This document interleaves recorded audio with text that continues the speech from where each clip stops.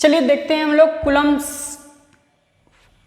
Coulomb's के नियम का वेक्टर रिप्रेजेंटेशन, सदिश निरूपण है ना। कूलम के नियम का वेक्टर फॉर्म क्या होता है हमारा। अभी हमने क्या किया, एक चार्ज लिया, मान लीजिए Q1, एक चार्ज लिया Q2, ठीक है। इनके बीच डिस्टेंस हमने लिया था R, इसका स्केलर फॉर्म देखा था कितना, K Q1 Q2 upon R square.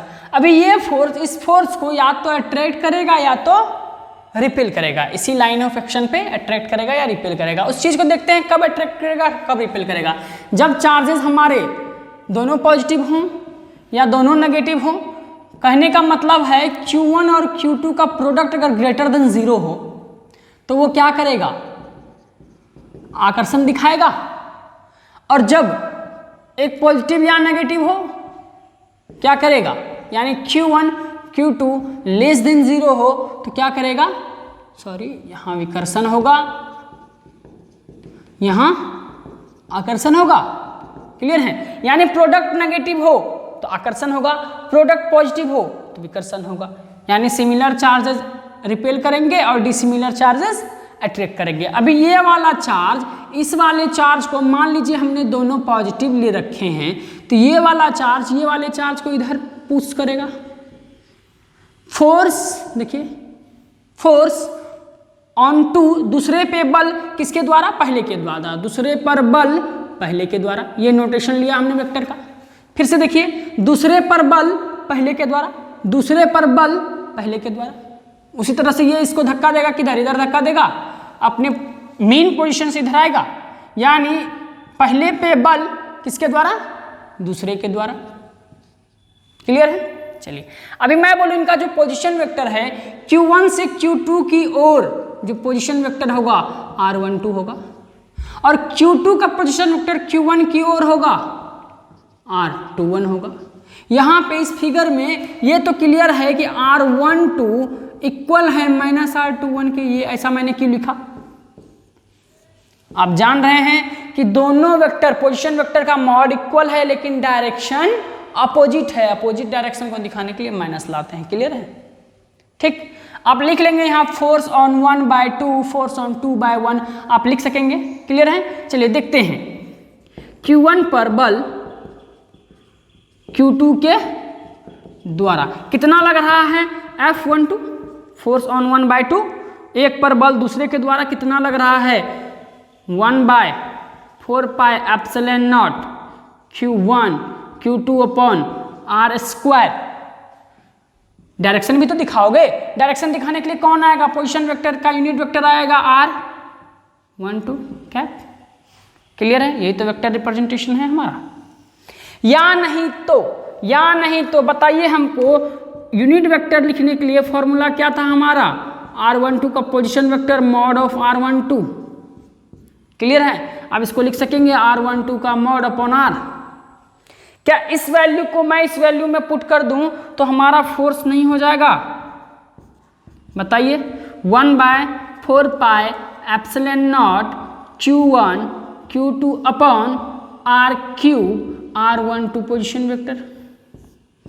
ये वाला R हमारा, ये वाला वैल्यू हमने इसके जगह पे पुट कर दिया, नीचे वाला R इससे मल्टीप्लाई हो गया और यहाँ एक पोजीशन वेक्टर मिल गया। क्लियर है, यही हमारा वेक्टर रिप्रेजेंटेशन होता है फोर्स का। ठीक है, दूसरा फोर्स देख पाएंगे यहाँ पे हम लोग, देखिए दूसरा फोर्स देख पाएंगे, Q2 पर बल Q1 के द्वारा कितना हो जाएगा, F21 नहीं हो जाएगा। ये F21 कितना होगा, 1/4πε0 Q1 Q2 upon R square, और हमको डायरेक्शन बताने के लिए कौन आएगा यूनिट वेक्टर के रूप में, R21। क्लियर है, या तो आप ये वाला फॉर्म लिखेंगे या आप लिख पाएंगे F21 इसके जगह पे बिल्कुल इसी तरह से कर पाएंगे। आप देखिए इसी तरह से कर पाएंगे, क्या हो जाएगा, 1/4πε0 Q1 Q2 upon R3 R21 का पोजीशन वेक्टर। क्लियर है, पोजीशन वेक्टर और यूनिट वेक्टर में आपको पता है, यही हमारा वेक्टर रिप्रेजेंटेशन है फोर्सेस का। इतना आप लिख के छोड़ देंगे चलेगा। अभी हमने क्वेश्चन 1 में क्या लिखा है, R12 इक्वल टू -R21, तो मैं यहाँ R12 की जगह यहाँ इक्वेशन मैं 2 मान लेता हूँ, इसको 3 मान लेता हूँ, ठीक है। क्वेश्चन 2 में इक्वेशन 1 का मान बिठा सकते हैं क्या? R12 के जगह पे R21 बिठा सकते हैं क्या? क्लियर है? चलिए देखते हैं। नो F12 इक्वल्स, ये दूसरा इक्वेशन में क्या हो जाएगा, 1/4 pi epsilon not Q1 Q2 upon R³ minus R21। Clear है? चलिए इसको आगे बढ़ाएंगे। F12 equals 1/4 pi epsilon not Q1 Q2 upon R³ R21। ये माइनस हम निकाल के आगे ले आए, कोई दिक्कत नहीं है। अब ये पूरा वैल्यू हमारा इस तीसरे इक्वेशन से मैच कर रहा है, देखिए तो क्या आप नहीं लिख पाएंगे इसको? देखिए, क्या आप इस जगह पे, इस पूरे जगह पे, यहाँ पे इस वैल्यू के बदले F21 नहीं लिख सकते क्या? That is F12 equal to minus F21। क्या पता चला हमसे यहाँ? देखिए हमने क्या पता कर लिया, दोनों फोर्सेस इक्वल हैं लेकिन डायरेक्शन अपोजिट है हमारा। माइनस साइन क्या बताता है? अपोजिट डायरेक्शन को। तो लिख सकेंगे अर्थात फोर्सेस इक्वल एंड अपोजिट हैं, बराबर एवं विपरीत है ना, परिमाण में बराबर हैं और विपरीत हैं। बताइए, every action has equal and opposite reaction, प्रत्येक क्रिया के बराबर और विपरीत प्रतिक्रिया हो रही है यहाँ। तो क्या हम नहीं बोल सकेंगे कि न्यूटन के तृतीय गति नियम का पालन करता है ये? बिल्कुल बोल पाएंगे। अगर आपसे क्वेश्चन पूछा जाए कि क्या कूलम का नियम न्यूटन के तृतीय गति नियम का थर्ड लॉ का पालन करता है, ओबे करता है, तो बोलेंगे यस करता है। और आपको प्रूफ मांगेगा तो पूरा का पूरा ये आप नकल के दे देंगे उनको। ये हमारे 3 मार्क्स का 5 मार्क्स का क्वेश्चन में बन सकता है। नॉर्मली अगर आपको वेक्टर फॉर्म पूछे तो आप यहाँ से यहाँ तक लिख के छोड़ सकते हैं। अगर उससे आगे बढ़ेंगे तो एक क्वेश्चन का आंसर अभी मिल जाएगा। क्वेश्चन क्या है? क्या कूलम का नियम न्यूटन के तृतीय गति नियम का पालन करता है? यस करता है, हमने देखा। ये हमारा वेक्टर रिप्रेजेंटेशन था फोर्स का। अब हम आगे पढ़ेंगे सुपरपोजिशन प्रिंसिपल। देखेंगे एक जगह पे 2 से ज्यादा चार्जेस अगर रहेंगे तो उनको हम कैसे डील करेंगे। उसको डील करने के लिए हमें क्या चाहिए? सुपरपोजिशन प्रिंसिपल चाहिए। मैं सुपरपोजिशन प्रिंसिपल आपको पढ़ाऊंगा, ठीक है। चलिए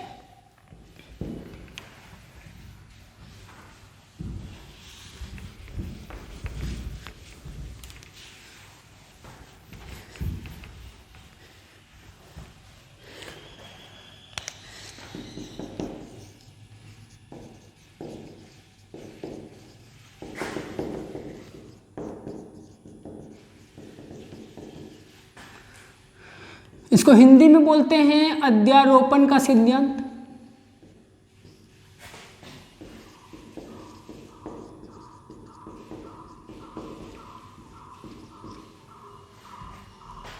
ठीक है, क्या होता है सुपरपोजिशन प्रिंसिपल? इसको मैं पहले लैंग्वेज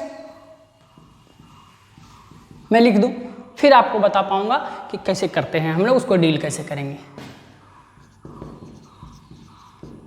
बहुल आवेशों, ये बहुल आवेशों का मतलब होता है मल्टीपल चार्जेस। मल्टीपल चार्जेस के कारण किसी एक चार्ज पर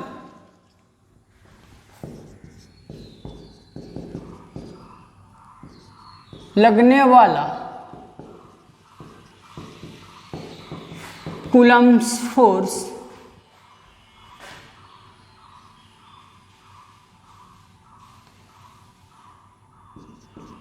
उस चार्ज पर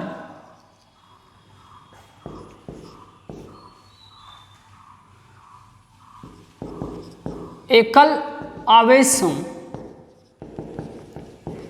के द्वारा आरोपित बल है ना कि सदिश योग है ना, वेक्टर सम के बराबर होता है। एनसीईआरटी हमारा कुछ इस तरह का डेफिनेशन लिखता है। तो आप क्या जानेंगे, मैं आपको फिगर से समझा पाऊंगा कि यहाँ देखिए, अगर आपके यहाँ तो 3 चार्जेस हैं, Q1 पॉजिटिव ही ले लेते हैं अभी हम लोग, है ना, एक था हमारा Q2, एक मान लीजिए हमारा है Q3। 3 चार्जेस लिया है हमने। देखिए तो ये 3 चार्जेस को आसपास रखा है, plus Q1 plus Q2 plus Q3। यहाँ R1 डिस्टेंस है, ये R2 डिस्टेंस है, ये R3 डिस्टेंस है। इनके बीच मान लीजिए किसी एक फोर्स पर, मैंने क्या बोला, बहुल आवेशों के कारण, सभी चार्जेस के कारण किसी एक चार्ज पर, है ना, लगने वाला कूलम फोर्स, इस पर लगने वाला, इन दोनों की वजह से जो कूलम फोर्स लगेगा वो उसका वेक्टर सम होगा। अभी फिर से आराम से समझते हैं। ये वाला इस पर मान लीजिए इधर फोर्स लगाएगा, रिपल्सन इधर लगाएगा, फोर्स ऑन 2/1। क्लियर है? ये वाला चार्ज इस वाले चार्ज पर किधर फोर्स लगाएगा, इधर फोर्स लगाएगा, फोर्स ऑन 2/3। दो ही तो थे हमारे। हमने क्या बोला था, किसी एक आवेश पर लगने वाला बल किनके वजह से, इनके एकल की वजह से। जब एक समय में एक को देखेंगे तो दूसरे को भूल जाएंगे। पहले एक का इफेक्ट देख लेंगे, फिर इसको भूल के फिर दूसरे का इफेक्ट देख लेंगे, फिर दूसरे को भूल के तीसरे का इफेक्ट देख लेंगे, इस तरह से। क्लियर है? तो यहाँ जो फोर्स हुआ, इस पर नेट फोर्स होगा इनका वेक्टर सम। इनका वेक्टर सम यानी नेट फोर्स कितना हो जाएगा, नेट फोर्स हो जाएगा F नेट, मैं बोल दूं क्या हो जाएगा, F21 प्लस F23। ये वेक्टर सम हो जाएगा हमारा। अब वेक्टर सम निकालने के लिए आपने पैरेललोग्राम लॉ पढ़ा है। पैरेललोग्राम लॉ से आप नेट फोर्स का, याद करिए, नेट फोर्स का कितना निकाल पाते थे, रूट अंडर F12 का स्क्वायर प्लस F21 का स्क्वायर प्लस 2 F12 21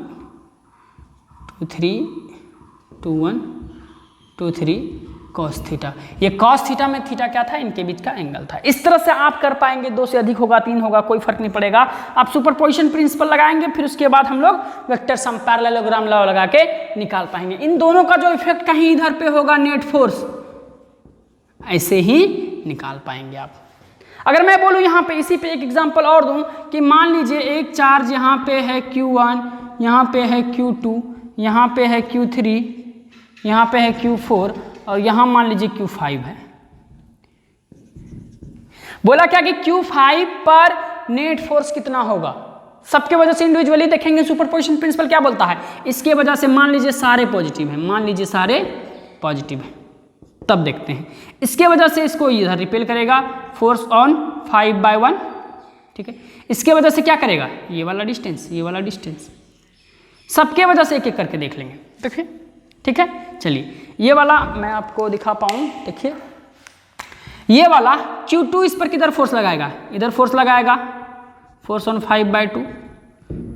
ये वाला इधर लगाया, देखिए ये वाला इधर लगाया, ये वाला इधर लगाएगा, फोर्स ऑन 5/3। ठीक है। चलिए फिर ये वाला किधर लगाएगा, इधर लगाएगा, क्योंकि रिपल्सन हो रहा। अपने मीन पोजीशन से किधर जा रहा है वो दिखाना है, फोर्स ऑन 5/4। और सबका सम कर देंगे, वेक्टर सम, किसी 2 को लेके फिर किसी 2 को लेके कर लेंगे। इस तरह से आप चीज़ों को कर पाएंगे। ये हमारा सुपरपोजिशन प्रिंसिपल है। यहाँ नेट फोर्स कितना हो जाएगा, नेट फोर्स आएगा F51 plus F52 plus force on 5/3 plus force on 5/4। इनका वेक्टर सम हम कर पाएंगे। इस तरह से आप कर पाएंगे। सिंपली समेशन करेंगे, वेक्टर सम करेंगे और कुछ नहीं है हमारा। इस पर इतनी सी बात करते हैं। मैं एक क्वेश्चन लेके समझाने का प्रयास करता हूं आपको, तो इजीली आप समझ पाएंगे। ठीक है, चलिए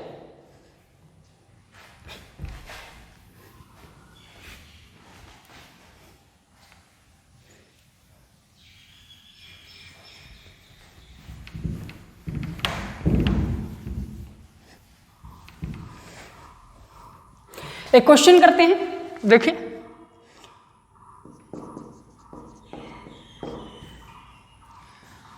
तीन पॉइंट चार्ज है, मान लीजिए एक पॉइंट चार्ज है Q1 पॉजिटिव है, इसका वैल्यू मान लीजिए Q है।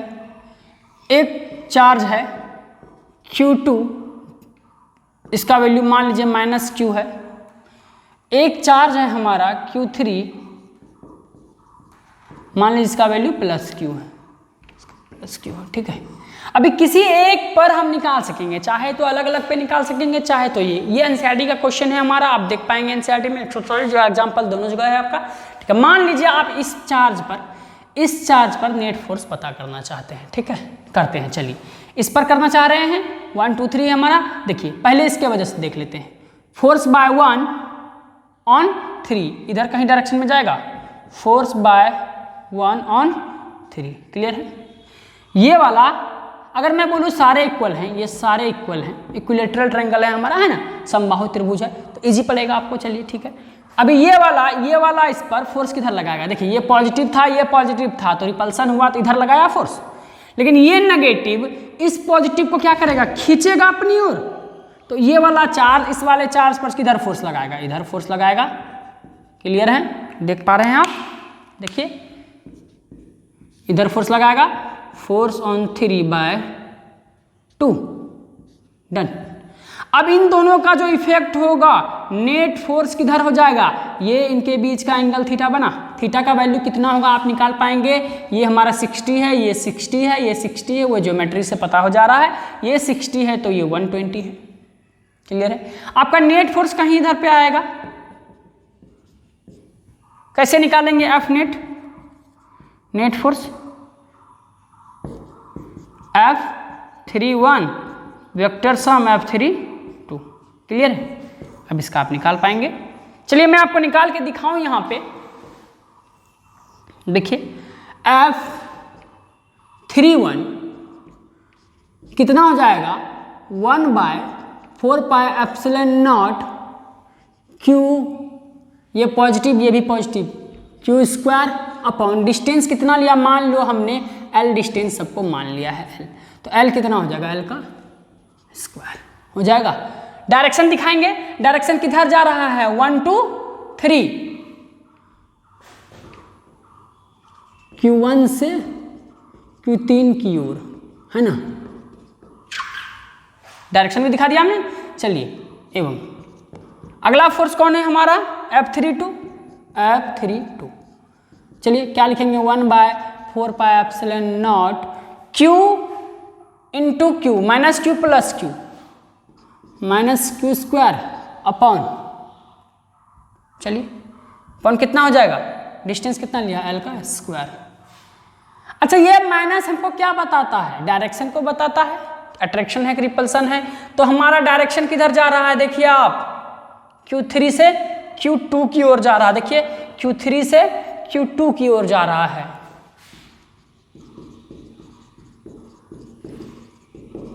क्लियर है। चलिए नेट फोर्स यहां थीटा कितना है, 120 डिग्री,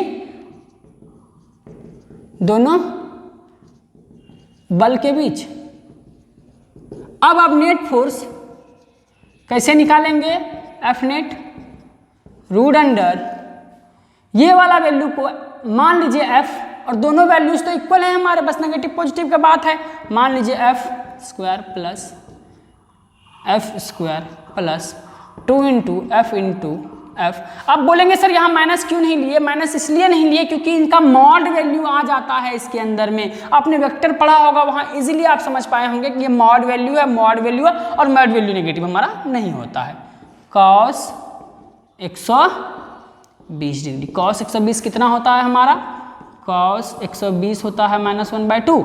बिठा लेंगे वैल्यू, कितना हो जाएगा नेट फोर्स हमारा, बताइए, root under F² + F² -2F² into 1/2, ये 2 खत्म हो गया हमारा, बचा कितना, root under F² = F।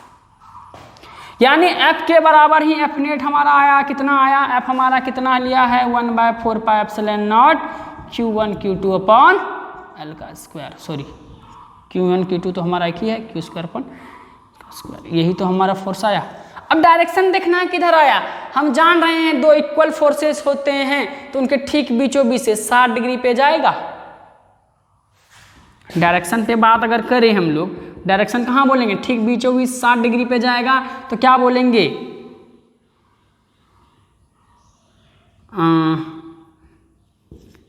60 degree, देखिए यहाँ या इससे 60 डिग्री क्लॉकवाइज या एंटी क्लॉकवाइज, देखिए एंटी क्लॉकवाइज विथ किसके साथ, F31, डन। F31 से 60 डिग्री पे एंटी क्लॉकवाइज पे है हमारा, ये डायरेक्शन देख पाएंगे आप लोग। इस तरह से आप क्वेश्चन कर पाएंगे, ठीक है। चलिए, थैंक यू। आज के लेक्चर में इतना ही। आप क्वेश्चंस कर पाएंगे। क्वेश्चंस कहाँ से कर पाएंगे, आपके NCERT एक्सरसाइज एंड एग्जाम्पल्स से क्वेश्चंस करिए, ठीक है। 1.6 1.7 NCERT के एक्सरसाइज से और एग्जाम्पल दोनों बनेंगे। आप करते रहिए, जब भी क्वेश्चन आपके बन रहे हैं 1.13 तक क्वेश्चंस बनेंगे। आज इतना ही। Thank you very much.